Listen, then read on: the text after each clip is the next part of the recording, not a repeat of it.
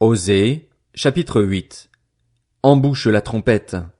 L'ennemi fond comme un aigle sur la maison de l'Éternel parce qu'ils ont violé mon alliance et se sont révoltés contre ma loi. Ils crieront vers moi, Mon Dieu, nous te connaissons, nous, Israël. Israël a rejeté le bien. L'ennemi le poursuivra. Ils ont établi des rois sans mon ordre, et des chefs sans se référer à moi. Ils ont fait des idoles avec leur argent et leur or. C'est pourquoi ils seront anéantis. L'Éternel a rejeté ton veau, Samarie. Ma colère s'est enflammée contre eux. Jusqu'à quand refuseront-ils de se purifier? Ce veau vient d'Israël, un ouvrier l'a fabriqué, et il n'est pas Dieu. C'est pourquoi le veau de Samarie sera mis en pièces. Puisqu'ils ont semé du vent, ils moissonneront la tempête. Ils n'auront pas un épi de blé. Ce qui poussera ne donnera pas de farine, et s'il y en avait, des étrangers la dévoreraient. Israël est englouti. Ils sont maintenant parmi les nations comme un vase indésirable.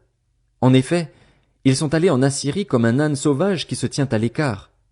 Éphraïm a fait des cadeaux pour avoir des amis.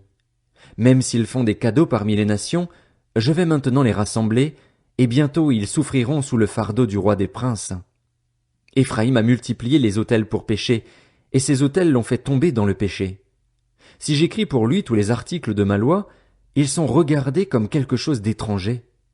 Ils sacrifient des victimes qu'ils m'offrent et ils en mangent la viande.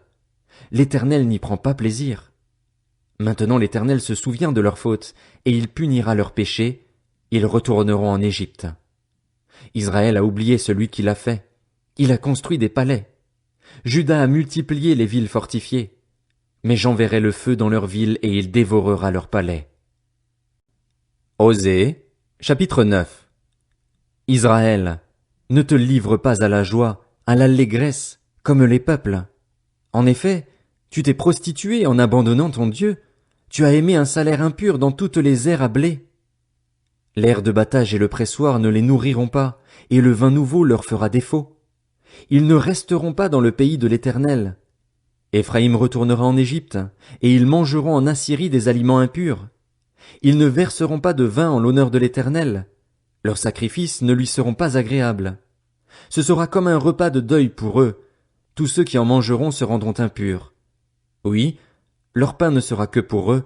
Il n'entrera pas dans la maison de l'Éternel. Que ferez-vous lors des jours solennels, lors des fêtes de l'Éternel? Les voici qui partent, car le pays est dévasté.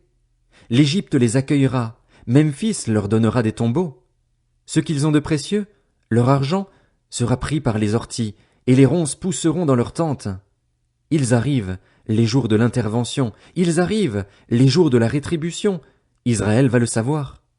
Le prophète est fou, l'homme inspiré délire. C'est à cause de la grandeur de tes fautes et de ta haine. Éphraïm est un guetteur contre mon Dieu. Un prophète est un filet d'oiseleur sur toutes ses voies. Il y a de la haine dans la maison de son Dieu. Ils sont plongés dans la corruption comme à l'époque de Gibéa.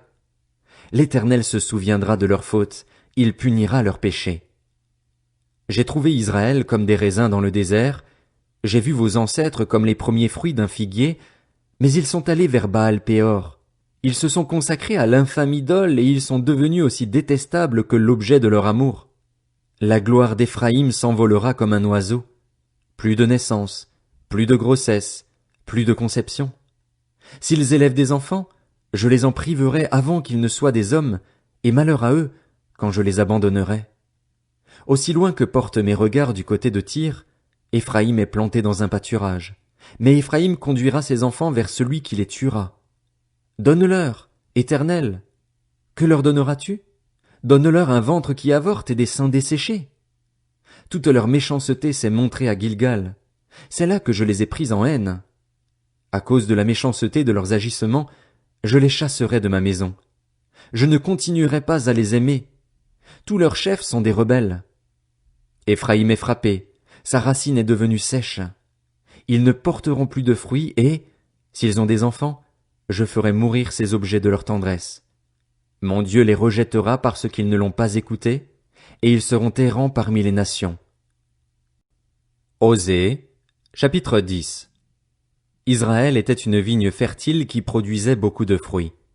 Plus ses fruits étaient abondants, plus il a multiplié les autels.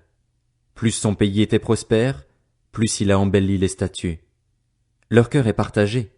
Ils vont maintenant en supporter les conséquences. L'Éternel démolira leurs autels, détruira leurs statues. Bientôt ils diront, nous n'avons pas de roi, car nous n'avons pas craint l'Éternel, et le roi, que pourrait-il faire pour nous? Ils parlent et ils parlent, ils font de faux serments, ils concluent des alliances. Aussi, le jugement poussera comme une plante vénéneuse dans les sillons des champs. Les habitants de Samarie seront consternés au sujet des veaux de Beth-Aven. Le peuple mènera le deuil sur l'idole et ses prêtres trembleront pour elle, pour sa gloire, qui va disparaître du milieu d'eux. Elle sera transportée en Assyrie pour servir de cadeau au roi Jareb. La honte s'emparera d'Éphraïm et Israël rougira de ses projets. C'en est fait de Samarie, de son roi. Il est comme de l'écume à la surface de l'eau. Les hauts lieux de Beth-Aven, où Israël a péché, seront détruits. La ronce et le chardon pousseront sur leurs autels. Ils diront aux montagnes, couvrez-nous, et aux collines, tombez sur nous. Depuis l'époque de Gibéa tu as péché, Israël. Ils en sont restés là, et la guerre contre les méchants ne les atteindrait pas à Gibéa? Je les corrigerai à mon gré, et des peuples se ligueront contre eux, quand on les enchaînera pour leur double faute. Éphraïm est une génisse dressée qui aime fouler le grain, mais je mettrai une barre sur son beau cou, j'attellerai Éphraïm, Juda labourera, Jacob hercera. Semez pour la justice, moissonnez pour la bonté, défrichez-vous un champ nouveau. C'est le moment de rechercher l'Éternel, jusqu'à ce qu'il vienne et déverse pour vous la justice. Vous avez cultivé le mal, moissonné le péché, mangé le fruit du mensonge. En effet, tu as eu confiance dans ta voix, dans le nombre de tes vaillants hommes. Un tapage s'élèvera parmi ton peuple et toutes tes forteresses seront détruites, comme Beth Arbel a été détruite par Shalman le jour du combat, quand la mère a été écrasée avec les enfants. Voilà ce que vous attirera Bethel, à cause de votre extrême méchanceté. À l'aurore, c'en est fait du roi d'Israël.